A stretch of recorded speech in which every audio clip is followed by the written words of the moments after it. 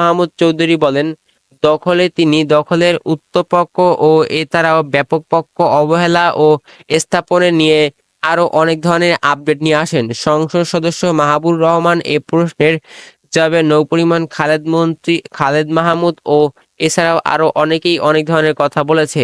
বিস্তারিত আরো থাকছে আমাদের সংবাদ সম্মেলনে। আপনারা যদি আমাদের সংবাদগুলো মিস না করতে চান তাহলে এখনই আমাদের চ্যানেলটি সাবস্ক্রাইব করে পাশে থাকা বেল আইকন প্রেস করে নিন, তাহলে প্রতিনিয়ত আপডেট পেয়ে যাবেন সবার আগে আমাদের কাছ থেকে।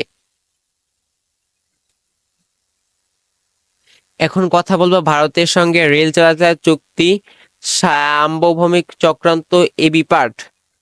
সংবাদ সম্মেলনে বক্তব্য দেন এবি পার্টির নেতারা। এবি পার্টি বলেছেন, জনগণের সম্মতি ছাড়া বাংলাদেশের ভূখণ্ড ব্যবহার করে ভারতের রেল চলাচলে চুক্তি সার্বভৌম চক্রান্ত। দলটি অভিযোগ করে ভারতের সঙ্গে এ অন্যান্য চুক্তি সমতায় রয়েছে সই। আজ সোমবার রাজধানীর বিজয়নগরে এবি পার্টি কার্যালয়ে আয়োজিত সংবাদ সম্মেলনে এসব কথা বলেন এবি পার্টির নেতারা। সংবাদ সম্মেলনে মূল বক্তব্য উপস্থাপন করেন দলের যুগ্ম আহ্বায়ক তাজুল ইসলাম। তাজুল ইসলাম বলেন, বাংলাদেশের জনগণকে অন্ধ রেখে প্রতিবেশী রাষ্ট্রের সঙ্গে সরকার যে গণবিরোধী চুক্তি করেছে, আমরা এর তীব্র নিন্দা জানাই। বাংলাদেশের সংবিধানে ১৪৫ অনুচ্ছেদে বলা আছে, বিভিন্ন রাষ্ট্রের কোনো না কোনো চুক্তি হলে তা সংসদে তুলে ধরতে হবে, কিন্তু আওয়ামী লীগ তা কখনোই করেনি। ভারতের সঙ্গে স্যাটেলাইটের চুক্তি প্রণয়নের মাধ্যমে জননিরাপত্তা বিঘ্নিত হওয়ার আশঙ্কা রয়েছে। বাংলাদেশের স্বার্থ রক্ষা কি নাগরিক হিসেবে জানতে চাই। সভাপতি বক্তব্যে দলের আহ্বায়ক এ.এফ.এম. সোলাইমান চৌধুরী বলেন, সরকার যে অন্যায় চুক্তি করেছে আমরা সেজন্য ধিক্কার জানাই।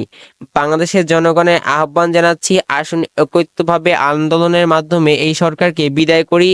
এবং এবি পার্ট যুক্ত সচিব আসাদুজ্জামান ফুয়াদ সঞ্চালনে সংবাদ সম্মেলনে বক্তব্য দেন দলের যুগ্ম আহ্বায়ক মেজর আব্দুর রব ওহাব, কেন্দ্রীয় নেতা লেফটেন্যান্ট কর্নেল ও আরো অনেকেই।